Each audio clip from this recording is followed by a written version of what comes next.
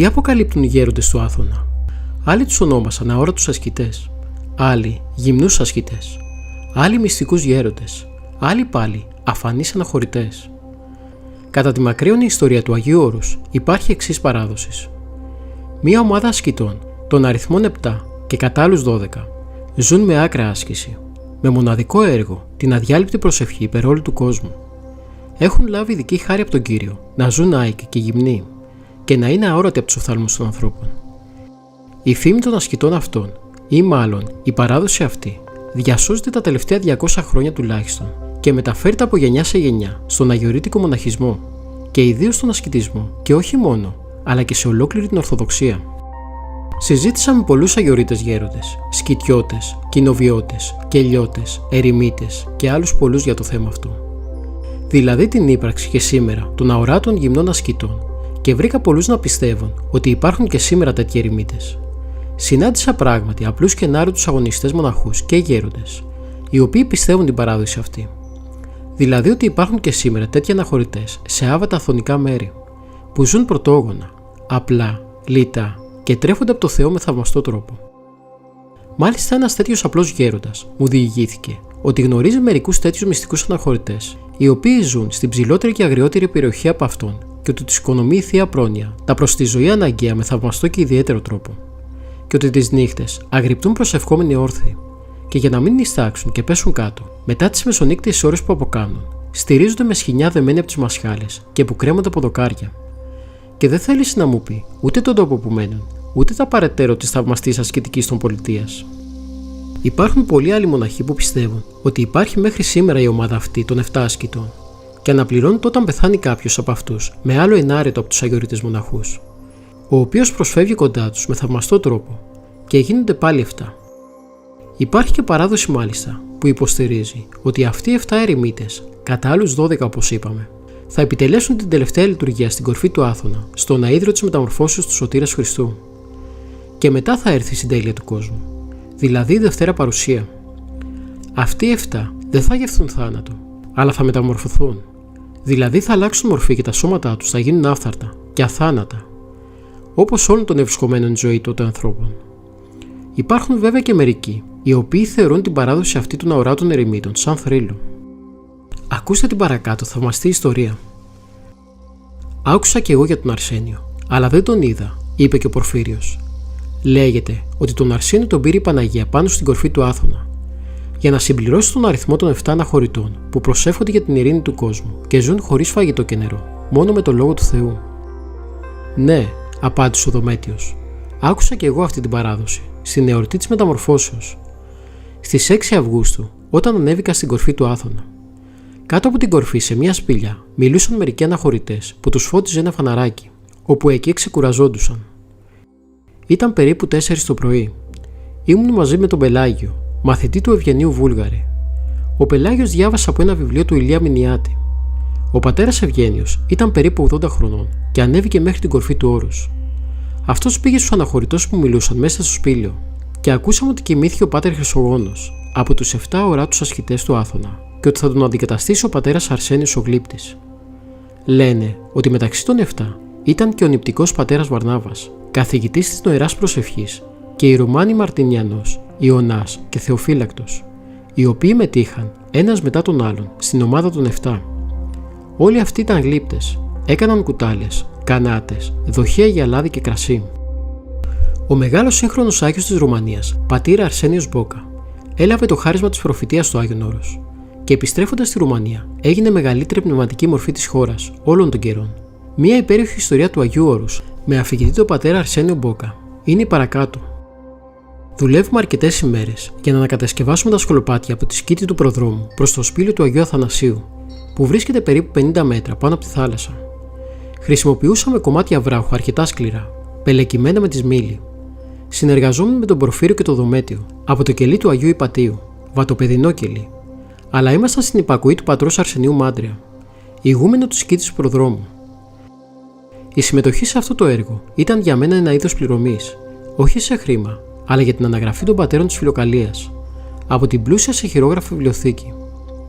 Το έργο μου ανατέθηκε από τον Μητροπολίτη Νικόλαο Μπαλάν και από τον καθηγητή πατέρα Δημήτριο Στανιλόαε. Έπρεπε να σπάσουμε και να πελεκίσουμε τις πέτρινες πλάκες. Μετά θα τις μεταφέραμε ψηλά στο λόφο, με όποιο τρόπο μπορούσαμε. Χρησιμοποιούσαμε μπαστούνια από καστανιά και κομμάτια σχοινιά από παλιά πλοία, που μύριζαν θάλασσα, φύκια και ψάρια. Πεινούσα και διψούσα. Το στόμα μου ήταν στεγνό και πικρό. Ήταν αρχές Απριλίου, μόλις ξεχειμώνιαζε. Ο ήλιος μας χτυπούσε, αλλά δεν ήταν καυτός. Σκεφτόμουν τους Αγίους του Σινά, που ανέβαιναν βήμα-βήμα προς την κορφή, όπου ο Μωυσής δέχτηκε τον νόμο. Προσπαθούσα να θυμηθώ πόσα σκαλοπάτια είχε ο δρόμος προς την κορφή. Το μάθαμε στο Λύκειο. Εδώ είχαμε να κάνουμε περίπου 300. Η μητέρα μου χριστιανή έχει γαλάζια μάτια. Αυτή ήθελε από τότε που γεννήθηκα να γίνω ιερέας. Τώρα τη θυμήθηκα, διότι δεν της έχω γράψει εδώ και ένα χρόνο. Της είπα ότι θέλω να γίνω μοναχός και συναχωρήθηκε. Δεν της γράφω πλέον για να το συνηθίσει και να με ξεχάσει. Δεν ξέρω αν είναι καλό ή όχι. Εσείς τι λέτε? Δεν ξέρω, απάντησε ο Πορφύριος. Εσύ είσαι πιο μορφωμένος από μένα. Είτε της γράφεις είτε όχι, αυτή οπωσδήποτε σε σκέφτεται, διότι είναι μητέρα. Στείλε της ένα γράμμα. Θα χαρεί όταν το πάρει και θα καφιέται στη γειτονιά για το παιδί της που βρίσκεται στο Άγιον Όρος, στο περιβόλι της Παναγίας. Έτσι θα κάνω, όπως λες εσύ, Δομέτια. Ο μοναχός Ιωάκιμ με έμαθε να διαβάζω και μου έδειξε τα βιβλία του, είπε ο Δομέτιος. Όταν πήγαινα με τα πρόβατα, ερχόταν και αυτό στο λόφο με τον Τορβά. Εκεί με δίδασκε. Ήταν ο πνευματικός μου πατέρας. Σε αυτόν ήρθε ένας μοναχός από το Άγιον Όρος που είχε πάει στα γύρω χωριά να μαζέψει ελεημοσύνες για την ανακαίνιση της μονής Ζωγράφου, στην οποία βρίσκεται η σημαία του Στεφάνου του Μεγάλου, με τον Άγιο Μεγαλομάρτυρα Γεώργιο. Έτσι άκουσα για πρώτη φορά για το Άγιον Όρος όταν ήμουν μόλις 13 χρονών. Αυτός ήταν Ρουμάνος και ζούσε μαζί με Έλληνες. Πρώτα ήταν στο κελί της Γεννήσεως Θεοτόκου, που ανήκει στη μονή Βατοπεδίου και είχε πνευματικό τον Νικόδημο, μαθητή του Αρσενίου του Ησυχαστή. Αυτός ο Αρσένιος ήταν πολύ καλός γλύπτης, σε ξύλο και σε μάρμαρο, και άφησε πολλά και ωραία χειροποίητα αντικείμενα: σταυρούς, καντήλια, ποτήρια, φανάρια και γλάστρες. Έκανε και 2 περίφημα γλυπτά, τη Σταύρωση και τη Δευτέρα Παρουσία. Για να τα σκαλίσει, εργαζόταν 15 ολόκληρα χρόνια. Νηστέψαμε όλη την ημέρα, είπε ο Δομέτιος. Διψάω και νομίζω πως βλέπω οράματα. Βλέπω συνέχεια ένα πλάσμα εκεί πάνω στον τοίχο, σε εκείνο το κελί, που νόμιζα ότι είναι κατελειμμένο. Είναι κάτι περίεργο ή θαύμα. Άλλοτε έχει μορφή λιονταριού και άλλοτε ανθρώπου. Εσείς δεν βλέπετε. Να σου εξηγήσει ο διάκονος Ζιάν, διότι είναι ζωγράφος. Εγώ είμαι απλός αμόρφωτος μοναχός. Ξαφνικά ακούστηκε μια βροντή, σαν να έπεφτε ένας ογκόλιθος. Μια συγκλονιστική φωνή έλεγε: Ζιάν Μπόκα από τη Ρουμανία, να στείλεις γράμμα στη μητέρα σου, αλλιώς θα πεθάνει και θα το έχεις βάρος στη συνείδησή σου. Ξέρω ότι είσαι Παρθένος και δεν άγγιξε γυναίκα, αλλά είσαι υπερήφανος διότι είσαι γεωγράφος και έκοβες πτώματα στην ιατρική σχολή του Πανεπιστημίου στο Βουκουρέστι. Πρέπει να νηστεύεις, να προσεύχεσαι και να κόψεις 100 μπαστούνια καστανιάς σαν κανόνα της εξηλαίωσης. Εμείς προσπαθούσαμε να σπρώξουμε όλοι μαζί ένα μεγάλο ογκόλιθο πάνω σε 2 κυλινδρικά μπαστούνια καστανιάς. Το έργο ήταν πολύ δύσκολο λόγω της ανηφόρας. Ξαφνικά νιώσαμε ότι το φορτίο έγινε ελαφρύ και ο λίθος ανέβαινε σαν κάποιος να του τραβούσε, κάποιος ουράνιος μηχανισμός. Και ο Δομέτιος παρατήρησε ότι κάτι γίνεται και έλεγε: Παναγία μου, ήρθε ο Άγιος. Αληθινά δίπλα μας ήταν ένα πλάσμα όμοιος άνθρωπος και θηρίο, με τα γένια μέχρι το έδαφος και τα μαλλιά σαν χέτη λιονταριού. Έσπροχνε μαζί μας το λίθο και αυτός τον έκανε να ανέβει. Έλεγε: Άξιον εστί, ο σαλιθός μακαρίνησε τη Θεοτόκον. Είχε μια αγγελική φωνή, ούτε έντονη, ούτε βραχνή, αλλά ευχάριστη. Όλοι ψάλαμε το άξιον εστί. Η φωνή μου, που δεν ήταν εξασκισμένη να ψάλει, πήρε ένα μελωδικό χρώμα και έβγαζε ευχάριστους θόκους, τους οποίους ούτε εγώ δεν γνώριζα μέχρι τότε. Έψαλε και ο Πορφύριος με τη βαρύτονη φωνή του. Ο Δομέτιος μας ξεπερνούσε όλους. Ήμασταν στον Παράδεισο. 4 πλάσματα στην άκρη του γκρεμού δοξολογούσαν την Παναγία. Ο νους μου όμως ήταν στο χωριό μου και έβλεπα τη μητέρα μου γονατισμένη μπροστά στην εικόνα της Παναγίας, πώς προσευχόταν και έκλαιγε κρατώντας τη φωτογραφία μου στο χέρι. Το πλάσμα δίπλα μου με μακριά γένεια μου είπε: Η μητέρα σου ονομάζεται Χριστιανή και είναι χήρα. Όταν σε γέννησε, σε αφιέρωσε στον Κύριο και στην Εκκλησία. Συγκλονίστηκα, διότι είχα δίπλα μου έναν Άγιο, ένα προφήτη που γνωρίζει το παρελθόν μου και το όνομά μου. Πάτερ, ποιο είναι το όνομά σας και ποιος είστε? Ρώτησε ο Πορφύριος. Ο ξένος δεν του απάντησε, αλλά είπε: Μη φοβάστε τον ηγούμενο Αρσένιο, δεν θα σας τιμωρήσει, διότι δεν πήγατε στον Εσπερινό. Ξέρατε ότι 9 όρατοι ασκητές του Άθωνα έρχονται φέτος το Πάσχα για τη θεία λειτουργία στη σκήτη του προδρόμου? Ένας είναι ο Πάτερ Ματθαίος από Καρακάλου, ένας πολύ ταπεινός άνθρωπος που λειτουργεί κάθε μέρα στα κελιά και στις καλύβες που βρίσκεται αντιμήνσιο. Θα λειτουργεί μέχρι την τελευταία του πνοή. Φέτος το Πάσχα θα χιονίσει στην κορφή του Άθωνα. Θα συναντηθούμε πάλι το Πάσχα. Αδελφέ Ζιάν, μην ξεχάσεις να γράψεις τη μητέρα σου. Ήμουν όλος έκθαμος από τα γεγονότα. Ο μοναχός που μιλούσε έγινε ξαφνικά όρατος. Με τραβούσε σαν μαγνήτης να κοιτάξω πίσω του. Είχε ήδη νυχτώσει και δεν μπορούσα να τον παρακολουθήσω. Ο Πορφύριος μάζευε τα εργαλεία να τα βρούμε τακτοποιημένα την επόμενη μέρα. Ο Δομέτιος ήταν συγκλονισμένος και όπως πάντοτε έψαλε. Ακούστηκε η φωνή του πλάσματος που μόλις έφυγε, του Πάγκαλου, δηλαδή του πανέμορφου πατρός. Δεν ήξερα πώς τον λένε, αλλά ελκύστηκα προς τα άνω και άρχισα να ανεβαίνω γρήγορα. Το μονοπάτι φωτιζόταν από ένα γαλάζιο φως, σαν ηλεκτρικού τόξου. Το φως που ερχόταν από το θαυμάσιο πλάσμα, σαν από αναμένο θάμνο που καιγόταν στο βουνό επάνω μας. Πίσω από μένα ανέβαινε ο Πορφύριος, λαχανιασμένος, και μετά ο Δομέτιος ψάλλοντας. Ο Άγιος μας φώτισε το δρόμο προς την κορφή. Ήταν ένα προσδόκητο θεϊκό δώρο, διότι νύχτωσε για καλά και χωρίς φως θα πέθανε στον κρεμό. Ο Πορφύριος είπε: «Έχω 10 χρόνια στο όρος και δεν έζησα κανένα θαύμα μέχρι σήμερα. Αλλά τώρα μου φανερώθηκε το έλεος του Θεού, δια του Αγίου αυτού. Μείνε Πανάγιε, μην τρέξεις, διότι βλέπουμε το φως σου σαν φάρο που μας οδηγεί και μπορούμε να ανέβουμε το βουνό χωρίς να πέσουμε στον κρεμό». «Θαυμαστός ο Θεός εν της Αγίης αυτού», μίλησε ψαλμικά και ο Δομέτιος. «Αδελφέ Ζιάν, σήμερα δέχτηκες το βάπτισμα με φως και προφητεία, διότι σου μίλησε ο ουρανός». Εγώ δεν έλεγα τίποτε. Ένιωθα μία ιερή συγκίνηση και ανεπανάληπτη ζεστασιά. Ήταν πολύ καλά σε σχέση με το κρύο στην παραλία που ήμουν παγωμένος. Φτάσαμε στην άκρη του βουνού, στο Σταυρό. Ο Άγιος μας απομακρυνόταν, αλλά ακόμα μας φώτισε με τη θεία μορφή του. Βλέπαμε το μονοπάτι προς τη σκήτη του προδρόμου. Ο Άγιος ήταν μπροστά μας, αλλά σαν να πηδούσε ένας πύρινος τροχός, ένα καιόμενο πουλί. Πίσω μου ο Πάτερ Πορφύριος έκανε σταυρούς και έλεγε ρυθμικά: «Ιησού Ιε του Θεού ελέησον με». Ο Δομέτιος έψαλε: «Με θυμών ο Θεός, γνώτε έθνη και ητάστε». Το φως μπήκε μπροστά μας στην πύλη της Μονής και εμείς πίσω του. Φτάσαμε στην πόρτα που τότε έκλεινε και μας ξύπνησε η ανδρική φωνή του ηγούμενου Αρσενίου Μάνδρεα, που ήρθε ο ίδιος να κλείσει την πύλη. «Πόσα βήματα κάνετε, πατέρες?» «11», απάντησε ο Πορφύριος. «Καλά, μπορείτε να πάτε στην τράπεζα για δείπνο. Ο Κύριος μαζί σας. Θα ξυπνήσετε όταν αρχίσει ο όρθρος». Τρέξαμε στον νηπτήρα και πληθήκαμε με κρύο νερό, πίνοντας και λίγο. Αλλά σαν να μην διψούσα, αν και δεν ήπια ούτε σταγόνα όλη την ημέρα. Πήγα στο κελί μου και ξάπλωσα στο σκληρό κρεβάτι, διότι με πονούσαν τα κόκαλα κοιμίες από τον κόπο της ημέρας. Αλλά η ψυχή μου ήταν τόσο φωτισμένη και ευτυχισμένη. Σήμερα στο Άγιον Όρος έζησα το πρώτο θαύμα. Γνώρισα έναν Άγιο, μία φλόγα πυρός. Είπα νοερά το Πάτερ ημών. Έκανα με το δεξί μου χέρι το σημείο του σταυρού στο κρεβάτι μου και έπεσα σε βαθύ ύπνο. Ένας προσκυνητής, ανερχόμενος στον ανηφορικό δρόμο από την παραλία προς τη μικρή Αγιάννα, συνάντησε τούτους τους Αγίους περιπλανηθεί στο δάσος και θέλησε να τους ακολουθήσει. Αλλά εκείνοι του είπαν ότι εσύ, αδελφέ, προορίζεις για τη σκήτη του Ξενοφόντος, και του έδειξαν τον δρόμο για να πάει στον πνευματικό Παπασάβα να του πει εκείνος τι θα κάνει. Ο προσκυνητής, αφού απομακρύνθηκε λίγο από τους Αγίους αυτούς, μετανόησε ότι άφησε και έφυγαν τέτοιοι Άγιοι. Γύρισε πίσω και για πολλή ώρα τους αναζητούσε, αλλά δεν τους βρήκε πουθενά. Τότε πήγε στον Παπασάβα και του ανέφερε την υπόθεση. Ο Παπασάβας του είπε: «Εσύ, παιδί μου, δεν είσαι για να τους ακολουθήσεις, αλλά θα είχες καμία αμφιβολία αν υπάρχουν τέτοιοι Άγιοι σήμερα στο Άγιον Όρος, και για τούτο ο Θεός τους ανέρωσε. Εσύ θα καταβιώσεις τη σκήτη του Ξενοφόντος». Και πράγματι τούτο έγινε, διότι ο αδελφός αυτός έγινε στη σκήτη του Ξενοφόντος μοναχός. Το γεγονός αυτό διηγήθηκε ο πνευματικός Παπακάκιος από την Καψάλα, άνθρωπος πολύ ενάρωτος και φιλαλήθης, ο οποίος γνώριζε τον άνθρωπο που είδε τους Αγίους αυτούς και ο οποίος του διηγήθηκε την υπόθεση αυτή όπως λεπτομερώς έγινε. 3 χρόνια άρρωστος ή 3 μέρες στην κόλαση.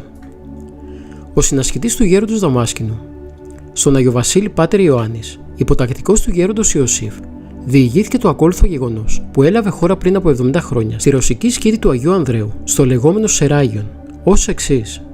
Ένας αδελφός της σκήτης αυτής, Ρώσος μοναχός, αρρώστησε βαριά και τον θέριζαν δρυμύτατη πόνη και παρακαλούσε το Θεό να το θεραπεύσει. Οπότε βλέπει πάνω από το κεφάλι του έναν άγγελο, ο οποίος του είπε: «Πάτερ, τι προτιμάς, Θέλεις να μείνεις στο κρεβάτι που είσαι με τους πόνους αυτούς άρρωστος 3 χρόνια, ή προτιμάς να μείνεις στην κόλαση 3 μέρες και να γίνεις καλά? Ο άρρωστος του είπε: Αφού είναι για 3 μέρες μόνο, καλύτερα προτιμώ την κόλαση. Αμέσως βρέθηκε σε τόπο αφάτου οδύνης και ανυπόφορων βασάνων. Εκεί ήταν τρομερά τα κολαστήρια, διότι μετά από λίγη ώρα βλέπει πάλι τον άγγελο, ο οποίος τον ρώτησε: Πώς είσαι, γέροντα, είναι καλά εδώ? Και ο μοναχός απεκρίθη: Με ρωτάς πώς περνώ, που αντί 3 μέρες που μου είπες ότι θα μείνω στην κόλαση, εγώ έχω 300 ολόκληρα χρόνια με φρικτά και ανυπόφορα βάσανα. Και τότε ο άγγελος του είπε: Αδελφέ, ακόμη δεν πέρασε μισή ώρα και λες πως έχεις 300 χρόνια. Φανταστείτε, 300 χρόνια ούτε για μισή ώρα δεν λογαριάστηκαν. Οι 3 μέρες πόσοι αιώνες θα ήταν? Και ο μοναχός είπε στον άγγελο: Γρήγορα σε παρακαλώ να με πας στο κρεβάτι του πόνου. Καλύτερα εκεί να βασανίζουμε 3 χρόνια, παρά εδώ στη φοβερή αυτή κόλαση 3 μέρες. Τότε ο άγγελος έκανε την επιθυμία του μοναχού και τον επανέφερε στο κρεβάτι του, όπου έμεινε επί 3 χρόνια άρρωστος. Επειδή μερικοί άνθρωποι είναι δυνατόν να φανούν κάπως δύσπιστοι στο διήγημα αυτό, για τούτο κρίναμε σκόπιμο να καταχωρήσουμε στη συνέχεια επιστολή του Θεσπέσιου Κυρίλλου Πατριάρχου Αλεξανδρίας, την οποία μετέφρασε ο διδάσκαλος Αγάπιος, ο Κρίς, στην απλή διάλεκτο, η οποία έχει ως εξής. Διηγείται ο Άγιος Κύριλλος Αλεξανδρίας σε μια επιστολή, όπου γράφει στον Ιερό Αυγουστίνο, και λέει ότι 3 άνθρωποι ανέστησαν εκ νεκρών, εις κρίμασιν ο Θεός είδεν, όταν πάντα προς το ημών συμφέρον οικονόμων. Ένας από τους οποίους επήγα και ήβρικα, ως τη θρηνή, απαρηγόρητα, και ρωτών αυτόν, δεν μου αποκρίνα το τίποτε, μόνο έκλαιε. Τέλος πάντων, αφού ευαρέθη την αυθάδειά μου, γιατί τον όρκησα εις τον Θεόν, να υπεί λόγον την άης ωφέλεν των παρισταμένων, μου απεκρίθη ως εξής. Αν ήξερες τα συμμορίας του Άδου, δεν ήθελες να δυνηθεί να κρατήσεις το πένθος ούτε ποσός, αλλά από τα πά κολαστήρια θαρρείς να είναι ετοιμασμένα της αμαρτάνου σου. Λέγω σου να είναι μεγαλύτερα από όλα αυτά τα πρόσκαιρα. Ο δε στέναξας βαρέως είπεν: Εάν όλα στα θλίψεις, ξεχισμούς και μαρτύρια, όπου μπορεί να πάθει τη ιστούτων των κόσμων, παρομοιάσεις και να τα συγκρίνεις με το μικρότερον και ο λιγότερον της κολάσεως, θέλον σου φανεί ετούτα ειδονές και παραμύθια. Πίστευσόν μου ότι δεν είναι τεινάς όπου να ήθελε δοκιμάσει εκείνον τον κολάσεων τη δρυμύτητα, να μην έχει κάλιο να παιδεύεται χωρίς άνεση εδώ στο τέλος του κόσμου, με όλα στα θλίψεις και βάσανα, όπου επάθασε όλοι οι ανθρώποι από Αδάμ έως σήμερον, παρά να κάνει μόνο μίαν ημέραν εκεί στην κόλαση. Η αιτία λοιπόν των δακρύων μου είναι τούτη, γιατί έπτεσα του Θεού, ώστις υπάρχει το σου τον δίκαιος, όπου μήτε του δαίμονος συμπορεί να κάνει παρά μικρά αντικοκρισίαν. Μη θαυμάσεις γουν το πως κλαίω, αλλά μάλλον φρύτε και θαύμασε πως εξεύροντες οι άνθρωποι, πως τους εκδέχονται τι αυτά κολάσεις, ουδέν περί τούτου φροντίζουσιν, ούτε μεριμνούσιν να εξαλείψουν τις αμαρτίες τους. Γίνος και δε και τούτο, ότι την ώρα που εχείριζαν η ψυχή εκ του αθλίου μου σώματος, επήρα τόσο συνοδύνη και πόνων, όπου είναι αδύνατο να το καταλάβει τεινάς ή να το πιστεύσει αν δεν το δοκιμάσει εμπράκτος. Και εμείς που αυτή τη στιγμή τα γράφουμε, δεν μας κάνουν εντύπωση τόσοι όσοι έπρεπε να μας κάνουν, διότι ζούμε μακριά από το Θεό και έχουμε πάθει ψυχική πόρωση. Πλην όμως, αδελφοί μου, είναι γεγονότα και θα μπορούσαμε εδώ να παραθέσουμε πάμπολα, που σε αρχαίους χειρόγραφους κώδικες έχουν καταχωριστεί από αρχαιοτά των χρόνων, που ο Πανάγαθος Θεός δείχνει ορισμένα τέτοια σημεία για να μας αφυπνήσει από το βαρύ ύπνο της αμαρτίας και να έρθουμε σε μετάνοια και επίγνωση για να σώσουμε τη μονάκριβη και μονογενή μας ψυχή από τα βασανιστήρια της αιωνίου κολάσεως και να ζούμε αιώνια με το Θεό. Περί της αγιότητος του εναγίης πατρός ημών Νεκταρίου, Επισκόπου Πενταπόλεως. Αποφεύγοντας λοιπόν να παρασταθούμε και να παρακολουθήσουμε, είτε γενικά είτε με λεπτομέρειες, την παραμονή του στη Χερσόνησο του Άθου, την καταγεμάτη διδαχή, συγκίνηση και δέος, θα βρεθούμε κοντά σε μια επίσκεψη που έκανε μία από εκείνες τις μέρες στα Καυσοκαλύβια, στη δροσερή κερασιά και από εκεί στα Κατουνάκια, στο ησυχαστήριο των ζωγράφων Δανιλιαίων, στην Ακροτοπιά, που όπως λένε ψέλνουν αγγελικά. Ήταν μια ταλαιπωρία για να φτάσει ως εκεί, αλλά επερνικήθηκε από τον έρωτα που ένιωθε για τις βυζαντινές μελωδίες, για τους κατανυκτικούς ύμνους στην Υπεραγία Θεοτόκο. Στα Κατουνάκια οι περίφημοι ζωγράφοι Δανιλιαίοι, από αδελφούς αδελφού, φύλαγαν το θησαυρό του αρχαίου μέλους. Ισοκρατούσαν και έμελπαν την υμνολογία, χρωματίζοντας το λόγο σαν άγγελοι. Κάτι το ασύλληπτο, το ραντίζουν την ψυχήν θεϊκήν δρόσων και αγαλίασιν. Στο ησυχαστήριό τους, περίφημο από την αβραμιαία φιλοξενία των, εμόναζαν τότε κάπου 12 αδελφοί, οι οποίοι ζούσαν μεταξύ τους με άκρα υπακοή, απλότητα και αγάπη. Εκτελούσαν τις ιερές ακολουθίες με τέτοια κατάνοιξη που ο επισκέπτης λησμονούσε τα πάντα. Εθεροπιανόταν, ξέφευγε από τη χωική ουσία και επιθυμούσε να μην σαλέψει ποτέ από εκεί. Κάπου 10 λεπτά της ώρας πορεία, κάτω από το ησυχαστήριό τους, ήταν το φρικτό Καρόλι. Ένας απόκρημνος βράχος, πάνω από 100 μέτρα. Όπου κάτω χαμηλά στις ακριές του βρεχόταν από το μανιασμένο κύμα της ακρογιαλιάς. Οι Δανείοι, λέει, δεν είχαν ειδοποιηθεί για την επίσκεψη του πατρός Σιμών Νεκταρίου. Δεν ήξεραν καν ποιος είναι. Παρουσιάστηκε λοιπόν με καλογερικό σκούφο, με τα παλιά ράσα που χρησιμοποιούσε στην καλλιέργεια των λουδιών του κήπου του Ριζαρίου και με χοντρές καλογερίστικες αρβίλες. Είπε πως ήταν ένας μοναχός από την Αθήνα. Τον υποδέχτηκαν όμως, όπως πάντα, με καρδιότητα, με αβραμιαία, όπως είπαμε, καλοσύνη, και αφού τον εκέρασαν οπά σίκα και φουντούκια με αγριόμηλο, ευχαριστήκαν που θα έμενε μερικές μέρες κοντά τους για να παρακολουθήσει τις ιερές ακολουθίες. Αλλά τα λίγα λόγια του είχαν ουσία. Τόξευαν ακτίνες θείου φωτός. Όπου καθώς σε μια στιγμή, ύστερα από τις πρώτες περιποίησεις, σιγοπερπατούσαν με έναν από τους αδελφούς Δανειλαίους, τον πέμπτο της συντροφιάς, κατευθυνόμενοι προς το φοβερό βράχο του Καρολίου. Ξαφνικά συνάντησαν έναν άγνωστο περίεργο ερημίτη, με λαμψό, με καταμπαλωμένο κίτρινο ράσο, λιπόσαρκο, με 2 μεγάλα μάτια που σκαθήλωναν. «Ευλογείτε», ψιθύρισε ο Νεκτάριος και έμεινε εκστατικός. «Ο Κύριος», αποκρίθηκε αυτός, και μόνο μιας έκανε παρατήρηση στον αδελφό Δανιήλ. «Πώς πορεύεστε, αδελφέ, από τον Πενταπόλεως, τον προπολύ ενταχθέντα μεταξύ των Αγίων Ιεραρχών?» Σαν να του κόπηκε αναπνοή. Ο Δανιήλ απόμεινε να κοιτάζει χάβνος. Εκείνος εκοίταζε τα μάτια του ερημίτη και σώπαινε. Η καρδιά του γοργοκτυπούσε. Είχε λοιπόν δίπλα του μία άγνωστη αγωνιστική ψυχή, ευλογημένη με το προορατικό χάρισμα. Άθελά του δάκρυσε. «Υπερευλογημένο το όνομα του Κυρίου μας, αδελφέ», ψιθύρισαν τα χείλη του. «Μην αναφέρετε τη ίδια τον ταπεινόν δούλο του. Παρακαλώ, δεχτείτε τον ασασμό μου». Και πλησίασε και έσκυψε να φιλεί στο ροζιασμένο χέρι του ερημίτη. Εκείνος τραβήχτηκε με φόβο και σκύβοντας με τη σειρά του να φιλήσει το χέρι του επισκέπτη, βρέθηκαν οι δύο πρόσωπο με πρόσωπο. Αντάλλαξαν εγκάρδιο σπασμό. «Χθες οι δαίμονες φρίαξαν», ψιθύρισαν τα χείλη του ασκητή. «Μεταβλήθησαν σε σμήνους μεγάλων κονόπων. Με έπλητον και προσπαθούσαν να με αφήσουν χάμω ανέστητον. Πλην όμως δεν ίσχυσαν στο σημείο του τιμίου σταυρού. Εις δε τη φράση, αναστεί το Θεός και διασκορπιστήτωσαν οι εχθροί αυτού, εξαφανίστηκαν». «Γιατί?» τον ρωτήσαμε. «Διότι θα μου εδίδω η ευκαιρία να γνωρίσω ένα φοβερό διώκτη τους». «Τι νέα από τον κόσμο?» «Τι νέα? Πόλεμοι, ατασταλίες, ζυμώσεις και άλλα». «Καταλαβαίνω», συμπλήρωσε ο ερημίτης. «Κομπασμός, υπερηφάνεια, νοησιαρχία». Ακολούθησε σιγή. Στο μεταξύ ο αδελφός Δανιήλ παρατηρούσε με έκσταση τον απρόσμενο εκείνο επισκέπτη που ήταν επίσκοπος και προσπαθούσε με λόγια συντριβής να επανορθώσει την παράληψη προσφοράς του ανάλογου σεβασμού. «Σας αντιλαμβάνομαι, σεβασμιότατε», έπιασε να λέει ο ασκητής. «Νοσταλγείτε τη μόνωση. Αλλά εφόσον θεωρήσετε καθήκον να υπηρετήσετε αυτοπροσώπως των λαών, εφόσον υπολογίσατε τους ανθρώπους και τους αγαπήσατε εκ μέσης καρδίας, θα έρθει και η μόνωση». Τον κοίταξε πάλι στα μάτια και ξαναδάκρυσε. «Τι φρονείτε για τον 20ο αιώνα που έρχεται?» σιγορώτησε. Ο ερημίτης δεν αποκρίθηκε αμέσως. Σήκωσε το βλέμμα ψηλά, πήρε βαθιά αναπνοή και είπε: «Τέλος τα βασίλεια.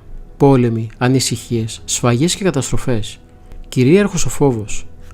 Αυτά είπαν και τίποτα άλλο. Προχώρησαν και οι τρεις για το φοβερό βράχο των Καρολίων. Σχετικώς με το γεγονός που ζήσαμε στο κελί του προφήτου Δανιήλ, παραθέτουμε παρακάτω την καταγραφή αυτού του γεγονότος, πιστεύοντας πως αξίζει να γνωστοποιηθεί και σε άλλους. Αυτή είναι η ιδιαίτερη εμπειρία μας κατά την τελευταία επίσκεψή μας στο Άγιον Όρος. Σας την παραθέτουμε όπως ακριβώς τη ζήσαμε. Εξ αρχής θέλουμε να διευκρινίσουμε ότι έχουμε τη βεβαιότητα ότι δεν λέμε κάτι πρωτάκουστο ή ότι τα παρακάτω αποτελούν μια ξεπέραστη πνευματική εμπειρία στο περιβόλι της Παναγίας. Αντιθέτως, γνωρίζουμε ότι είναι μια μαρτυρία από τις πολλές, η οποία αν ίσως και δεν έχει την ισχύ να επιβεβαιώσει ακράδαντα την παράδοση για τους ερημίτες και αόρατους ασκητές του Αγίου Όρους, είναι όμως μια επιπλέον επανάληψη αυτή της παραδόσεως και το βασικότερο, ότι εξαπαντός αποτελεί μια βέβαιη μαρτυρία της ζωής των αγιορετών πατέρων, που συνεχίζει την ασκητική παράδοση της Ορθόδοξης Εκκλησίας. Προ 2 ετών περίπου, η Ιερά Μονή Οσίου Ξενοφόντος μας παραχώρησε το αρχαίο και καταλελειμμένο κελί της, του Αγίου Προφήτου Δανιήλ και των 3 παιδών. Αυτό το κελί βρίσκεται σε μια ερημική τοποθεσία πάνω στο βουνό, ανατολικά της Μονής Ξενοφόντος και βόρεια της Σκήτης Ξενοφόντος. Δεν γειτονιάζει με κανένα άλλο κελί, παρά μόνο με ένα ρυπωμένο υπονόματι της Αγίας Τριάδος. Ούτε καν φαίνεται άλλο κελί ή σκήτη ή οτιδήποτε άλλο οίκημα, στο οποίο να μαρτυρείται ή να δικαιολογείται ανθρώπινη παρουσία. Το μόνο που είναι ορατό είναι το βόρειο άκρο και η τρούλη της Μονής Ξενοφόντος, που είναι κτισμένη στις εμβολές ενός χυμάρου, ο οποίος βρίσκεται σε μακρινή απόσταση από το κελί. Όποιος βρίσκεται στην αυλή ή τον εξώστη, απλοταριά του προφήτη Δανιήλ, έχει μια πανοραμική θέα όλου σχεδόν του Φαραγγιού, από τα ανατολικά, που είναι τα διοχαιρετικά σύνορα, μέχρι τα δυτικά, που είναι η θάλασσα. Η ηρεμία δε και η ησυχία που έχει το κελί είναι χαρακτηριστική, και μόνο κατά την άνοιξη και το καλοκαίρι διακόπτεται από τις ασταμάτητες λαλιές των αηδονιών και των άλλων οδικών πτηνών. Εκεί βρεθήκαμε για μία ακόμη φορά και εμείς, οι φιλοξενούμενοι της Μονής Ξενοφόντος και ένοικοι του ιερού αυτού κελιού. Η παραμονή μας διήρκησε λίγες μέρες, αλλά είχε μεγάλη ευλογία. Μια εμπειρία που δεν υπολογίζαμε να αξιωθούμε ποτέ. Ας πάρουμε τα πράγματα από την αρχή. Στις 21 Απριλίου του 2010, προπαραμονές της Παναγύρεως της Μονής Ξενοφόντος, που τιμάται υπό ονόματι του Αγίου Μεγαλομάρτυρος Γεωργίου, βρεθήκαμε στο κελί του προφήτη Δανιήλ. Είχαμε φτάσει κατά το μεσημέρι, και μετά από σύντομη ανάπαυση και τακτοποίηση των πραγμάτων μας, ο γέροντας πρότεινε να πάμε ένα μικρό περίπατο. Κατηφορήσαμε και κατόπιν ακολουθούσαμε το αναδιέξοδο δρόμο που υπάρχει στην πρώτη στροφή και ο οποίος οδηγεί προς τα δοχαιρέτικα. Δεν απομακρυνθήκαμε πολύ, διότι ήδη είχε σιρουπώσει αρκετά. Σε ένα σημείο της διαδρομής μας, ένας από την ομάδα μας, θέλοντας να συμπεράνει το βάθος του φαραγγιού που βρισκόταν μπροστά μας, έριξε 3 πέτρες, αρκετά μεγάλες, προς το φαράγγι. Οι 2 λαϊκοί που βρισκόταν στην παρέα άδραξαν την ευκαιρία για να στιευτούν με την επιπόλαια αυτή πράξη, λέγοντας πως ίσως κάποιος ερημίτης ασκητής να ήταν δέκτης αυτού του πετροβολητού. Ο γέροντας, αποσιωπώντας την κωμική πλευρά του θέματος, αναφέρθηκε στην ύπαρξη των ερημιτών και των αοράτων ασκητών, στις αναφορές γύρω από διάφορα σχετικά συμβάντα, και άφησε τον καθένα ελεύθερο να αποδεχθεί ή όχι αυτή την παλιά γεωρίτικη παράδοση για τους γυμνούς και αόρατους ασκητές που ζουν στις ερημιές του Αγίου Όρους. Όταν επιστρέψαμε στο κελί, είχε ήδη σκοτεινιάσει. Προσπαθήσαμε να βάλουμε μπρος την πετρελαιογεννήτρια, αλλά παρά τις επιμόνες προσπάθειές μας, επί μισή ώρα περίπου, το μηχάνημα δεν λειτουργήσε, και έτσι μείναμε αναγκαστικά με τα κεριά και τη λάμπα πετρελαίου. Εκ των υστέρων σκεφτήκαμε μάλιστα ότι δεν ήταν ένα γεγονός στοιχείο. Η νύχτα είχε πέσει για τα καλά. Τα αστέρια ήταν ευδιάκριτα, παρά την ελαφριά συννεφιά που είχε ο ουρανός, και τα ειδόνια είχαν παραιτηθεί πλέον από το ολοήμερο και λάιδημά τους. Η σιωπή σε όλη την περιοχή ήταν πιο αισθητή τώρα μετά την πρόσφατη παύση, παρά τα μεσάνυχτα. Ο γέροντας είχε αποσυρθεί στο κελί του, και τα άλλα 3 πρόσωπα κάθισαν μπροστά στην εξώπορτα του κελιού και μιλούσαν. Καθώς μιλούσαν, ένας από αυτούς διέκρινε και μια άλλη δεύτερη φωνή, μακρινή και καθόριστη. Και μη θέλοντας να διακόψει τον συνομιλητή του, αρχικά δεν αντέδρασε. Εφόσον όμως αυτή η φωνή συνεχιζόταν ήδη για πολλή ώρα, παίρνοντας θάρρος, διέκοψε αυτόν που μιλούσε, ρωτώντας τον έναν: «Ακούς κάτι?» Αφού συγκέντρωσαν και οι 2 την προσοχή τους, άκουσαν μια φωνή που προερχόταν από το βάθος του χυμάρου. Ήταν μια ανδρική ενθουσιώδης φωνή, που φώναζε εκστατικά σχεδόν, μέσα στη σιγαλιά της νύχτας και κάτω από το πανόραμα του ουρανίου στερεώματος. «Δόξα σοι ο Θεός, Κύριε σώσον τον κόσμο σου», τα επαναλάμβανε συνεχώς και μεγαλόφωνα. Καθώς και άλλα λόγια, τα οποία εξαιτίας της αποστάσεως και του αντίλαλου ήταν ακαθόριστα. Αλλά από το ύφος της φωνής ήταν κάτι σαν ευχαριστία και δοξολογία στο Θεό, καθώς και η οικεσία για το έλεος του. Το άκουσε κατόπιν και ο άλλος λαϊκός που ήταν στην παρέα, και οι 3 ακούγαμε έναν άνθρωπο που βρισκόταν μέσα στο πουθενά να ευχαριστεί και να δοξολογεί το Θεό. Γρήγορα ειδοποιήθηκε και ο γέροντας, ο οποίος άκουσε αυτόν τον άγνωστο να δοξολογεί ακατάπαυστα και καθαρότατα το Θεό. Στη συνέχεια και για ένα μικρό διάστημα, ο άγνωστος έπαυσε τη μεγαλόφωνη προσευχή του. Όλοι αποσυρθήκαμε στα κελιά μας. Ο καθένας κράτησε τη δική του στάση απέναντι σε αυτή την αναπάντηχη εμπειρία. Και κατάκοποι καθώς ήμασταν, γρήγορα αποκοιμηθήκαμε όλοι. Όλοι εκτός από τον γέροντα, ο οποίος κάθισε στην απλουταριά, αναμένοντας να ακουαστεί μία ακόμη φορά τον άγνωστο προσευχητή. Και όντως, μετά από ένα διάστημα περίπου μισής ώρας, τον άκουσε πάλι. Αυτή τη φορά έψαλε μεγαλόφωνα, αναστάσιμους ύμνους. Και αυτό που μπόρεσε ο γέροντας να διακρίνει ήταν το τροπάριο της πρώτης οδής του κανόνα του Πάσχα. Καθαρθόμεν τας αισθήσεις, καθώς και άλλες προσευχές, όπως «Κύριε σώσε τον κόσμο σου» και άλλα. Την άλλη μέρα, όλοι κοιτάξαμε προς την πλευρά από όπου ερχόταν η χθεσινοβραδινή φωνή, προσπαθώντας να καταλάβουμε το ακριβώς σημείο που βρισκόταν αυτός ο άνθρωπος ή κάποιο σημάδι της παρουσίας του. Γρήγορα όμως καταλάβαμε ότι κοπιάζουμε μάτια και παραιτηθήκαμε την προσπάθειά μας. Έμεινε όμως μέσα στην ψυχή μας η περιέργεια να μάθουμε αν τυχόν υπάρχει κάποιο κελί στην περιοχή αυτή που να είναι αδιόρατα από την πλευρά του δικού μας κελιού. κατεβήκαμε στη μονή για την έναρξη της Αγρυπνίας προς τιμή του Αγίου Μεγαλομάρτυρος Γεωργίου. Και ο γέροντάς μας συνάντησε τον πατέρα Σεραφείμ, ο οποίος έχει γνώση του χώρου και πολύ αγάπη για τον προφήτη Δανιήλ. Και είναι αλήθεια ότι χωρίς τον πατέρα Σεραφείμ δεν θα γινόντουσαν και πολλά πράγματα. Τον ρώτησε σχετικά αν υπάρχει εκεί κοντά κάποιο κελί και του ανέφερε το γεγονός. Μας διαβεβαίωσε πως όχι μόνο κελί δεν υπάρχει, αλλά και η απλή παρουσία οποιοδήποτε ανθρώπου είναι, αν όχι αδύνατη, τουλάχιστον αδικαιολόγητη, εξαιτίας της πυκνής βλάστησης και το προσπέραστο της περιοχής. Μετά από όλα αυτά, ο καθένας κράτησε μέσα στην ψυχή του την ανάμνηση αυτή του γεγονότος, ενός ανθρώπου μέσα στην απόλυτη ερημιά, ανυποψίαστου για τη δική μας παρουσία, που φώναζε ενθουσιασμένος και ευχαριστούσε το Θεό, και από τους αόρατους ασκητές να μην ήταν, μόνο και μόνο αυτή η εγκάρδια προσευχή του, τη νύχτα, στη μέση του δάσους, μας έδωσε το μήνυμα που ο Θεός επέτρεψε. Συμπληρωματικά να προσθέσουμε ότι η γεννήτρια, αν λειτουργούσε το βράδυ, θα ήταν σίγουρα ανασταλτική αιτία για την αυθόρμητη και εξωστρεφή εκδήλωση του αγνώστου, διότι εξαιτίας του θορύβου και των φώτων θα γινόταν η παρουσία μας πέρα για πέρα αισθητή. Και επίσης, αν η γεννήτρια ήταν ανοιχτή, δεν θα ακούγαμε ποτέ αυτόν τον άνθρωπο να ψάλει. Και αυτή η γνώμη γίνεται πιο ισχυρή αν λάβουμε υπόψη μας το παράδοξο ότι την άλλη μέρα το πρωί πήρε αμέσως μπροστά η γεννήτρια. Απομαγνητοφωνημένη ομιλία του ιεροδιάκονου Σιλουανό στη Λευκάδα στις 14 Μαΐου του 2010.